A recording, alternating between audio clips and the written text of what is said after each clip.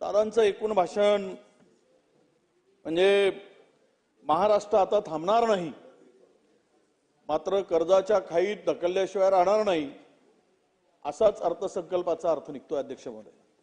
मागील 2 वर्ष 2.5 वर्षामध्ये जे कर्ज या राज्यावर झालं आता 19% आलं, 25% मर्यादा वगैरे आहे, हे सगळं ठीक आहे। परंतु अध्यक्ष महोदय जवळपास 8,39,000 कोटीचं कर्ज या राज्यावर आहे आणि मागच्या 2-2.5 वर्षामध्ये 2,62,000 कोटीचं कर्ज या राज्यावर वाढलेलं आहे। म्हणजेच 3 वर्षामध्ये या कर्जाची वाढ आता आपण 45% झालेली आहे। कर्ज काढून घर बांधणं, घर सजवणं, डेकोरेशन करणं असं सगळं काम सुरू आहे अध्यक्ष महोदय। म्हणून ज्या माहितीचं एक सरकार कुठल्या विश्वात आहे मला माहित नाही, की राज्यामध्ये अध्यक्ष महोदय खर तर पाहिलं तर या सगळ्या परिस्थितीतून दादा म्हणतात आम्ही आर्थिक शिस्त पाळतो। दादा तुम्ही आर्थिक शिस्त पाळणारे आहात, तुम्ही कडक आहे ते सगळ्याला माहित आहे, परंतु या महाराष्ट्रामध्ये जे आर्थिक शिस्त आपण पाळतो म्हणताय त्यामध्ये महसुली तूट हे 20,000वरून 45,892 कोटीवर गेली। महाराष्ट्राची मागच्या वर्षीची तूट जी होती ती आपण सुधारली नाही, उलट एकूणच तूट ही जवळपास 60,000 कोटीपर्यंत गेलेली अध्यक्ष महोदय। राजकोषीय तूट 1,26,000 कोटीवर गेली, म्हणजे हा आकडा सुद्धा आता 1.5 कोटीपर्यंत जाण्याचा अंदाज दिसतोय अध्यक्ष महोदय। एकूणच वित्तीय तूट, राजकोषीय तूट, मग ह्याला शिस्त आहे का हा खरा प्रश्न राज्याला पडतोय अध्यक्ष महोदय। ही खरं म्हणजे राज्याची एकूणच ही आर्थिक स्थिती आता बिघडली आहे की सुधारली आहे हा खरा प्रश्न या ठिकाणी अध्यक्ष महोदय पडतोय। खरं तर या एकूणच अर्थसंकल्पामध्ये आपण झालेली घट ही लक्षणीय अध्यक्ष महोदय। मुख्यमंत्री महोदयांनी या ठिकाणी 2-3 गोष्टी आपल्या लक्षात आणून दिल्या पाहिजे अध्यक्ष महोदय। कृषी आणि संलग्न कार्यक्रम 2024-25 मध्ये अर्थसंकल्पीय अंदाज होता 9,176 कोटी आणि सुधारित जो अंदाजपत्रक होता अध्यक्ष महोदय अंदाज होता तो 8,183 कोटी, म्हणजेच 11% घट झाली अध्यक्ष महोदय। ग्रामीण मध्ये सुद्धा ग्रामीण विकासामध्ये 2024-25 मध्ये अर्थसंकल्पीय अंदाज हा 6,230.51 कोटी होता आणि आता तो 2,495 कोटी आला। म्हणजेच याचा अर्थ असा की इथे सुद्धा ग्रामीण विकासामध्ये 60% अंदाजे तूट या ठिकाणी दिसते अध्यक्ष महोदय। अनुसूचित जाती जमाती ओबीसी अल्पसंख्याक यामध्ये सुद्धा 14% तूट आता या ठिकाणी दिसते आहे। म्हणजेच ग्रामीण महाराष्ट्र या सरकारच्या लेखी नाही, ग्रामीण महाराष्ट्राचा विसर या सरकारला पडलेला आहे, हे या तुटीवरून आपल्याला दिसेल। एकूणच झालेली घट जी आहे उत्पन्नाची त्याच्यावरून आपल्याला अध्यक्ष महोदय दिसेल। फडणवीस सरकारनं सादर केलेला एक प्रामुख्यानं सांगायचं झालं तर या संकटात सापडलेल्या बळीराजाला सावरण्यासाठी जी ग्रामीण अर्थव्यवस्थेवर भर द्यायला पाहिजे होता, सांगितलं आहे आपण की उद्योग, कृषी, सेवा या 3 गोष्टीवर भर असायला पाहिजे। उद्योगावर आपण सांगितलं आकडेवारी, इन्व्हेस्टमेंट सांगितली, सगळ्या गोष्टी आपण सांगत असताना कृषीवर मात्र आपण थोडासा दुर्लक्ष केल्याचं दिसतंय।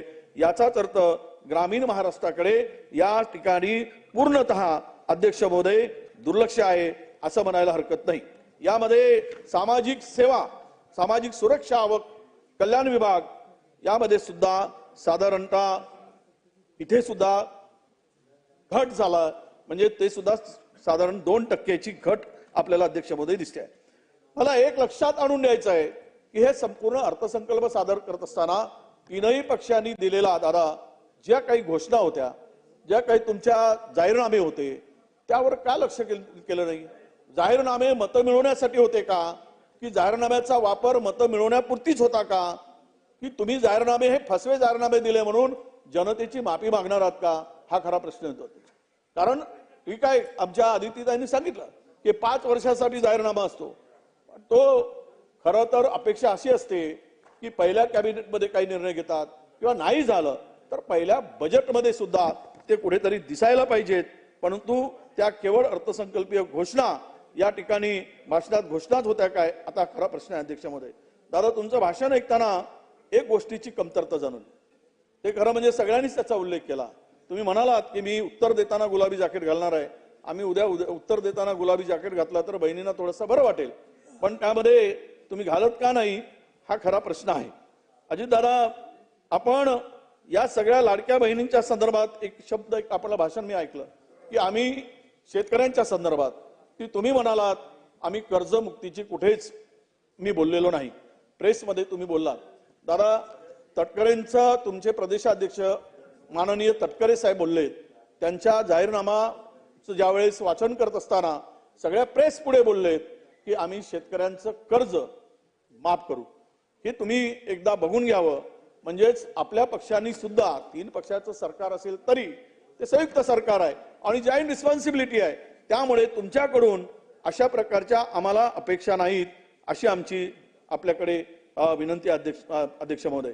या खरं म्हणजे लाडक्या बहिणीच्या संदर्भात आता उल्लेख वारंवार होतोय. खूप लाडक्या बहिणीच्या संदर्भात आमच्या शिंदे साहेबांनी योजना आणली. ओ जरा मंत्री महोदय जरा थांबा, आम्हाला बोलत असताना जरा शिंदे साहेबांनी फार चांगलं काम केलं, त्यांचं अभिनंदन. लाडकी बहीण आणली, 1500 रुपये दिलेत आणि सरकार आणण्यामध्ये सिंहाचा वाटा कोणाचा? शिंदे साहेबांचा. पण पायावर धोंडा मारून घेतला ना. सरकार आणली, सीएम होतील असं वाटलं होतं. महाराष्ट्रालाही शिंदे साहेबांचाच चेहरा दिसत होता. त्या तुमच्या लाडक्या बहिणीमुळे तिकडे 134 आले. तुम्ही आणले नसते तर 70 वर गेले असते ना. म्हणजे तुम्हाला विचारले असते, तुमच्याशिवाय सरकारच झालं नसतं. 1 नंबरवर 2 नंबरवर आले तुम्ही. चांगलं केलं की वाईट तुमच्या लोकांना माहिती. पण आता विषय असा आहे, तुम्ही नाही, आम्हाला आनंद आहे. नांदा सौख्य भरे आणि भांडाई सौख्य भरे आमचे आपण चालू द्या. अध्यक्ष महोदय, लाडक्या बहिणीच्या वेळेस ऍडव्हान्स मध्ये पुढच्या 2 महिन्याचे पैसे घातले आणि सगळ्या बहिणींचे फोन गेले निवडणुकीत. ताई तुम्हाला 7,500 रुपये मिळाले, तुम्ही मतं द्या, 2100 रुपये देऊ. फोनवर जवळपास 1.5 कोटी महिलांना फोनवर सांगितलं अध्यक्ष महोदय 2100 रुपये मिळणार. त्यामुळे आम्ही 3000 देतो म्हटलं तरी ते उधारीवर आहे, आम्ही नगदी देतो आहे. त्यामुळे आमच्या बहिणींनी यांच्या जोडीत भरभरून टाकलं. काम झालं. गरज सर्व वैद्य मरो आणि 2100 रुपये गेले. देणार की नाही याचा उल्लेख खरं तर या अधिवेशना आपल्या बजेटमध्ये आम्हाला दिसायला पाहिजे होता अध्यक्ष महोदय. पण या ठिकाणी दुर्दैवानं सांगावं लागतं, शिंदे साहेब तुम्ही ज्या ज्या काही योजना आणल्या खरंच चांगलं आहे. तुम्ही चांगल्या योजना नव्हत्या का तुमच्या? खूप छान योजना आणल्या तुम्ही. खरं आम्हाला वाटलं की काही बऱ्याच योजना आहे, पण सगळ्या तुमच्या योजनांना काय बंद करण्याचा निर्णय होतोय? सगळ्याच योजना तुम्ही आणलेल्या मी वाचून दाखवतो कोणत्या कोणत्या योजनांना कात्री लावली. काय दुर्लक्ष आहे तुमच्याकडे? का बरं असं वाटतं तुमच्याकडे? आम्हाला जरा चिंता वाटते. खरं सांगतो तुम्हाला, तुम्ही हृदयातले माणसं आहात. आमच्या महाराष्ट्रात 2 वर्ष सुंदर काम केलं. दुर्दैव की ठीक आहे, जे व्हायचं ते नशिबानं झालं. पण हे सगळ्या ज्या योजना आहेत त्यांच्यावरून 1500 वर 2100चं म्हटलं त्याला फाटा दिला. त्यानंतर तुम्ही गुलाबी रिक्षा योजना आणली. 10,000 महिलांना 80 कोटी देण्यात येणार होते. या बजेटमध्ये त्याचा उल्लेखच नाही. बघा तुम्ही आणलेली योजना बौद्ध झाली. मुख्यमंत्री अन्नपूर्ण योजना तुम्ही वर्षासाठी 3 सिलेंडर मोफत देणार होते. त्या योजनेचं काय झालं? बजेटमध्ये त्याचा उल्लेख नाही. म्हणजे झाली निवडणूक, गेले सिलेंडर खड्ड्यात, महिलांना फसवलं, याचा अर्थ असा होतो तुम्ही चांगली योजना आणली, पण या बजेटमध्ये दादा का उल्लेख नाही याचाही जरा आपण विचार करावा लागेल. त्याच्या पलीकडे जाऊन अध्यक्ष महोदय, कोरोना काळात शिवभोजन थाळी तुम्ही होता त्यावेळेस आणलेली ती योजना सर्वसामान्यांच्या जनतेला, गरीब माणसाला, काम करणाऱ्या माणसाला मदत करणारी होती. ती योजना भुजबळ साहेबांनी समर्थन दिलं. ते बजेट त्याचाही उल्लेख नाही. महायुती सरकारनं गुढीपाडवा, गणेशोत्सव, दिवाळी, दसरा काय यामध्ये सणासाठी आनंदाचा शिदा, कुठे गेला आनंदाचा शिदा? दिसतच नाही काही बजेटमध्ये. आनंद कोणाला झाला होता त्यावेळेस माहित होता आम्हाला, आनंद कोणाचा होता, पण ती योजना गरिबासाठी म्हणून सांगितली त्याचाही यामध्ये उल्लेख नाही. तुम्ही गेल्या अर्थसंकल्पामध्ये दादांनी सांगितलं 1 रुपयामध्ये पीक विमा, त्याचा उल्लेख नाही. तुम्ही देणार आहात की नाही हे तुमच्या उत्तरामध्ये दादा सांगावं की 1 रुपयामध्ये याही वर्षी आम्ही पीक विमा योजनेची घोषणा आम्ही करणार, देणार. त्या माणिकराव कोकारीजींनी, आमच्या मंत्री महोदयांनी सांगितलं यामध्ये भ्रष्टाचार झाला वगैरे, त्याकडे दुर्लक्ष करा. पण ही योजना 1 रुपये पीक विम्याची योजना आपण देणार आहात का हे या ठिकाणी सांगितलं पाहिजे. अध्यक्ष महोदय, मुख्यमंत्री युवा कार्य प्रशिक्षण योजना 10 लाख युवकांना ट्रेनिंग देणार, याचा दर महिन्याला 10 आपण देणार, पण यामध्ये बजेटमध्ये कुठेही दादांचा उल्लेख केलेला नाही. म्हणजेच तुम्ही दिलेल्या सर्व योजना, ज्येष्ठ नागरिकांची तीर्थटनाची योजना, तुम्ही दिलेली योजना त्याचाही उल्लेख नाही. याचा अर्थ असा की शिंदे साहेबांच्या योजना या सरकारला चालतात की नाही आणलेल्या, हा खरा प्रश्न येतो. म्हणजेच एकूणच पाहिलं तर अध्यक्ष महोदय, शिंदे साहेबांनी सत्ता आणली आणि शिंदे साहेबांच्या योजनांना त्या ठिकाणी कात्री लावल्या गेली किंवा त्या योजना वगळल्या गेल्या, असं हे महाराष्ट्रातलं चित्र दिसते अध्यक्ष महोदय. म्हणून माझी विनंती आपल्याला आहे की आपण या संदर्भात या योजनांचा उल्लेख निश्चितपणे उत्तरामध्ये अजितदादांच्या, माननीय दादांच्या, वित्तमंत्री महोदयांच्या उत्तरामध्ये आम्हाला दिसेल अशी माझी अपेक्षा आहे. अध्यक्ष महोदय, आपण जी घोषणा या ठिकाणी केली अध्यक्ष महोदय, सर्व्हिस सेक्टरच्या संदर्भात किंवा उद्योग क्षेत्रात जे काही झालं, खरं उद्योग क्षेत्रामध्ये पिछाड झाली की नाही, रोजगार वाढ झाली की नाही, त्याचा उल्लेख करताना अध्यक्ष महोदय, माननीय मंत्री महोदयांनी आपल्याला केंद्राकडून मिळणारी जे काही फंड्स आहेत त्यामध्ये यावर्षी का कमी दिले हो? मागील वर्षी आपल्याला 1,51,000 कोटी रुपये केंद्राकडून मिळाले, यावर्षी 1,12,000 कोटी मिळाले. 1,12,000 कोटी फक्त, म्हणजे जवळपास 12,000 कोटी, म्हणजे जवळपास आपण 39,39,000 कोटी रुपये केंद्राकडून कमी मिळाले. ते निवडणुकीसाठी होते का? अधिकचे पैसे मिळाले, निवडणूक झाली म्हणून आता केंद्राने कट लावला काय? एकूणच राज्याच्या करापोटी आम्हाला जे काय मिळालं पाहिजे त्यामध्ये ही निश्चितपणे आपल्याला तोंडाला पानं पुसण्याचा प्रकार या ठिकाणी अध्यक्ष महोदय दिसतोय. दावोसमध्ये जी गुंतवणूक वाढली असं मुख्यमंत्री महोदय आणि अजितदादा सांगत असतात. राज्याच्या आर्थिक पाहणी अहवालामध्ये स्पष्टपणे काय नमूद आहे ते आपण पाहिलंय. उद्योग क्षेत्रात यंदा पिछाड झाल्याचं चित्र आपल्याच शासनाच्याच आर्थिक पाहणी अहवालामध्ये दिसते. ते आम्ही म्हणत नाही, तुम्ही एकीकडे पाठ थुकून घेता सरकार, एकीकडे सांगता की आम्ही उद्योग क्षेत्रात इतकी इन्व्हेस्टमेंट आली, तितकी आली, एवढा मोठा रोजगार येणार, रोजगार उपलब्ध होणार, आणि दुसरीकडे मात्र 6% 4.9% होण्याचा अंदाज या ठिकाणी वर्तवला अध्यक्ष महोदय. म्हणजेच उत्पादन व निर्मिती क्षेत्रात मॅन्युफॅक्चरिंग मध्ये 2023-24 मध्ये हा दर 6.8% होता आणि आता यंदा घसरण होऊन 4.2% आलेला आहे. म्हणजेच उद्योग क्षेत्रात सुद्धा हे क्षेत्र महत्वाचं क्षेत्र आहे अध्यक्ष महोदय, यामध्ये प्रचंड घट होताना दिसते. म्हणजेच बेरोजगारांना आता रस्त्यावर पुन्हा फिरण्याची पाळी येईल काय, अशा प्रकारची स्थिती या ठिकाणी अध्यक्ष महोदय आली आहे. सेवा क्षेत्रामध्ये हा दर 8.3% होता, तो आता 7.8% आलेला अध्यक्ष महोदय, असा अंदाज वर्तवण्यात आला आहे. म्हणजे यामध्ये सुद्धा घट झाली. राज्यात देशी व परदेशी गुंतवणूक असल्याचे दावे केले असले तरी त्या तुलनेत रोजगार वाढलेला नाही आणि हेच आर्थिक पाहणी अहवालामधून स्पष्ट होते आहे अध्यक्ष महोदय. म्हणून 2022 मध्ये बेरोजगाराची संख्या 58,78,000 होती, ती 23 मध्ये 62,78,000 झाली आणि 2024 मध्ये 70,63,000 पर्यंत ही संख्या वाढली. आता राज्यात 70 लाखाहून अधिक बेरोजगार या ठिकाणी आहेत. त्यासाठी आणि आपण 1 ट्रिलियन इकॉनॉमी करण्याच्या गप्पा महायुती सरकार करते. हे कशाच्या भरोशावर? याचा रोडमॅप काय आहे याचा कुठेही उल्लेख होत नाही. केवळ 1 ट्रिलियन म्हणून 2018ला म्हणालेत आणि 2025 मध्ये सुद्धा 1 ट्रिलियनच्या घोषणा होतात, पण त्यावर कुठेही आम्हाला रोडमॅप दिसत नाही. आणि ही सत्ता मिळवण्यासाठी हा जुमला होता का, हा खरा प्रश्न अध्यक्ष महोदय या ठिकाणी दिसतोय. 1 ट्रिलियन इकॉनॉमी आपण म्हणालो, मी आता सांगताना 25 पर्यंत एक महाराष्ट्र $1 ट्रिलियन इकॉनॉमी होणार अशी घोषणा फडणवीस साहेबांनी 2018 मध्ये केली आणि 1 ट्रिलियन इकॉनॉमी 2018 पर्यंत होणार म्हटल्यानंतर आता महाराष्ट्राची इकॉनॉमी 42 लाख कोटीची आहे. साधारण वर्षाला 4 ते 5 लाख कोटींनी वाढत असते. म्हणजेच ही येण्यासाठी 2028 पर्यंत तरी होईल का, हा खरा प्रश्न या ठिकाणी अध्यक्ष महोदय दिसतोय. अर्थव्यवस्था कशी वाढणार आहे याचं विजन सरकारकडे नाही, हे आता दिसते अध्यक्ष महोदय. कारण ते बजेटमध्ये दिसत नाही, फक्त घोषणाचा सुकाळ आणि निधीचा दुष्काळ अशी अवस्था या सरकारमध्ये आता दिसते आहे.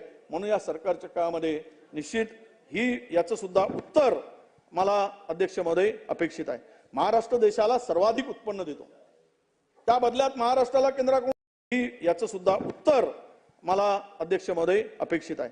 महाराष्ट्र देशाला सर्वाधिक उत्पन्न देतो, त्या बदल्यात महाराष्ट्राला केंद्राकडून काय मिळतं अध्यक्ष महोदय? महायुती सरकार आल्यानंतर, डबल इंजिनचं सरकार आल्यानंतर केंद्राकडून भरभक्कम मदत मिळेल ही महाराष्ट्राची अपेक्षा होती. पण महाराष्ट्राला सावत्रच वागणूक मिळते अध्यक्ष महोदय. केंद्राकडून राज्याला 6.31% हा कराचा हिस्सा मिळतो. म्हणजेच महाराष्ट्र जेव्हा 1 रुपया देतो त्यावेळेस 6.31 6 पैसे 6.25 पैसे हे महाराष्ट्राला परत मिळतात. म्हणजेच राज्याला हा अन्याय आहे महाराष्ट्रावर हे स्पष्ट होतं. ही जर परिस्थिती राहिली, आमची मागणी आहे की जर महाराष्ट्र केंद्राला देशाला जे देतं त्यातून किमान 50% निधी केंद्राला दिला पाहिजे, जे आम्ही देतो त्याच्यात.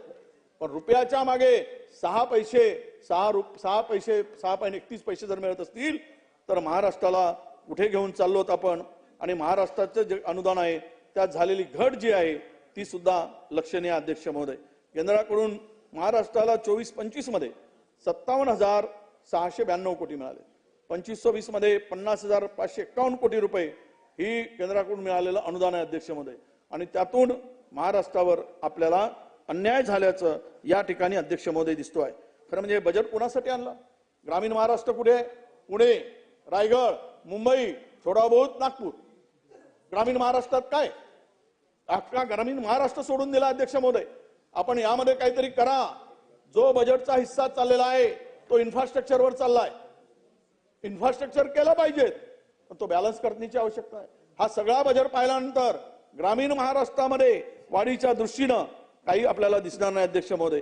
फक्त दादांच्या भाषणातील 25 मिनिट ही फक्त इन्फ्रास्ट्रक्चर आणि कंत्राटदारासाठी, उद्योगपती, कंत्राटदार, डेव्हलपर, बिल्डर यांनाच फायदा होणारी संपूर्ण पायाभूत सुविधेचा निधी जाणार आहे.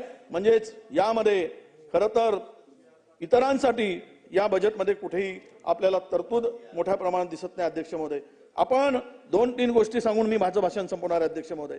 एक तर जी या ठिकाणी अध्यक्ष महोदय बजेट आपण सगळं पाहिलं, आपण प्रत्येक विभागाला काय दिलं याचा उल्लेख माझ्यापाशी अध्यक्ष महोदय. त्याचा उल्लेखही सन्माननीय सदस्य भास्कर जाधव साहेब यांनी केलाय. माझी विनंती आहे आपल्याला अध्यक्ष महोदय की आज हा जो दुजाभाव दिसतो, 1 नंबरचा पक्ष आहे भारतीय जनता पक्ष, 2 नंबरचा शिंदे साहेबांचा, 3 नंबरचा दादांचा, पण सर्वाधिक निधी कोणाला? तर दादांच्या पक्षाला. तुमच्या पक्षाला अधिक निधी दिला, तुम्ही घेतला. त्या आता लाडक्या बहिणी आहेत, पण निधी तर तुम्हालाच जास्त मिळाला. एकूण पाहिलं अध्यक्ष महोदय, मी तर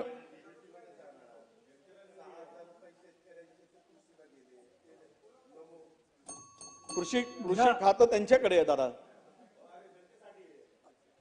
म्हणजे शिंदे साहेबांच्याकडे. तुम्ही जे म्हणालात ना ते जातात, त्यावर मी बोललो, कदाचित चुकलं असेल. पण त्यांच्याकडे आपल्या बरोबर आहे कोकाळे साहेबांच्याकडे सॉरी ते काय आहे आजकाल कोण कोणापाशी आहे काही कळायलाच मार्ग नाही. त्यामुळं पाहणं तर तुम्हालाच सांगतो मी आपण भाजपच्या मंत्र्यांना 1,00,000 कोटी आणि शिंदे साहेबांना फक्त 87,000 कोटी आणि दादांच्या पक्षाला किती 1,08,119 कोटी. हे जर हे आहे मी वस्तुस्थिती सांगितली आहे म्हणजे ते सगळं मिळून जरी असला तरी कमी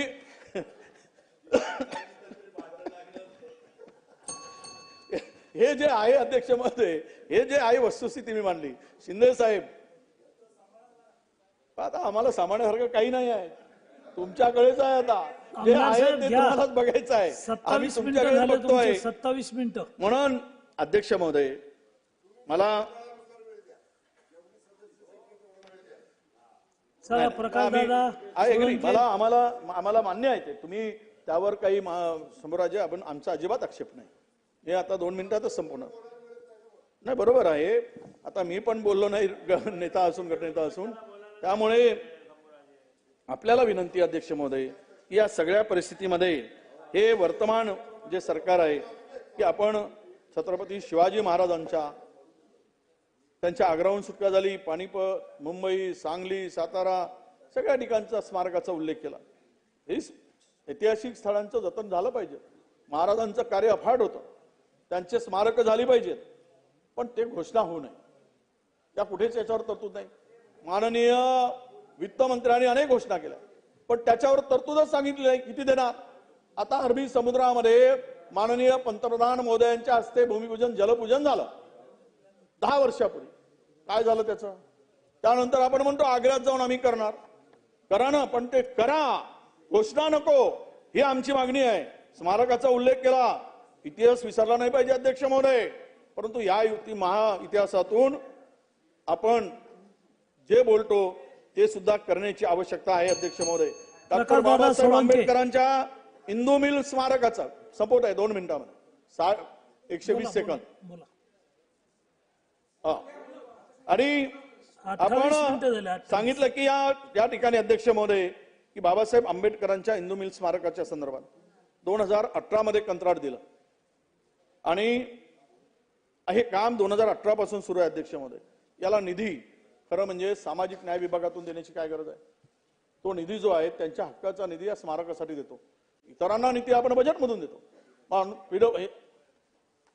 अध्यक्ष महोदय हे निधी आपण बजेटमधून द्यायला पाहिजे याच्यावर तरतूद ठोक करायला पाहिजेत आणि किती वर्षात हा इंदू मिलचा आमच्या बाबासाहेबांच्या स्मारकाचं काम पूर्ण होणार आहे हे सुद्धा उत्तरामध्ये सांगितलं पाहिजे अध्यक्ष महोदय. आम्ही करू आम्ही करणार वगैरे सांगण्यापेक्षा याचं उत्तर आम्हाला अपेक्षित आहे अध्यक्ष महोदय. माझी विनंती आहे की दादांनी खूप चांगलं अर्थसंकल्प महाराष्ट्राला देण्यासाठी त्यांच्या भाषणातून त्यांच्या कवितेतून त्यांच्या बोलण्यातून आता पहिलेचे दादा राहिले नाहीत थोडे थंड झालेले दादा आम्हाला दिसलेत या सगळ्या ठिकाणी म्हणून आम्हालाही आनंद वाटला. पण दादा की फार या बजेटमध्ये आपण करत असताना हा बजेट महाराष्ट्राचा बजेट आहे केवळ तुमच्या तिघांचा नाही म्हणून इकडच्याही लोकांचा विचार आज 50-55 आम्ही लोक त्याचा विचार करून महाराष्ट्राचा समतोल विकास करण्याचं काम आपण केलं पाहिजे. तो समतोल विकास व्हावा नाहीतर एका मतदारसंघामधला रस्ता झाला आणि दुसरा मतदारसंघ आला गाडी स्पीडनं जाईल आणि खड्ड्यात पडेल तर ते त्या पापाचे वाटेकरी आपण होऊ नका.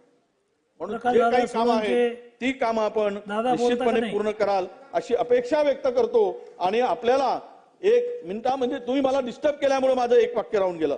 तुम्ही असं अध्यक्ष महोदयांनी वारंवार डिस्टर्ब करण्याची गरज नाही.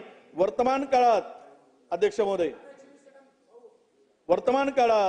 वर्तमानात जर काही नसेल तर भविष्य काळात सुद्धा जनतेला देण्यासाठी काही नाही म्हणून इतिहासाची आठवण म्हणून महायुती सरकार आपण म्हणून जे स्मारक जे काही गोष्टी जतन करायचं केलं ते पूर्ण कराल अशी अपेक्षा ठेवतो. नाही तर स्मारकाच्या नावाने तुम्ही घोषणा कराल तर पुढे 29ला तुमचं महाराजांचं स्मारक होणार की नाही शंभूराजांचं स्मारक होणार की नाही पण तुमच्या 29 मध्ये स्मारकाची तयारी करू नका अशी अपेक्षा ठेवतो. ते पूर्ण करा दिलेलं वचन पूर्ण करा ही विनंती करतो आणि थांबतो. धन्यवाद. दादा उठा. अध्यक्ष महोदय धन्यवाद. महाराष्ट्र शासनाचा 25-26 या वर्षाचा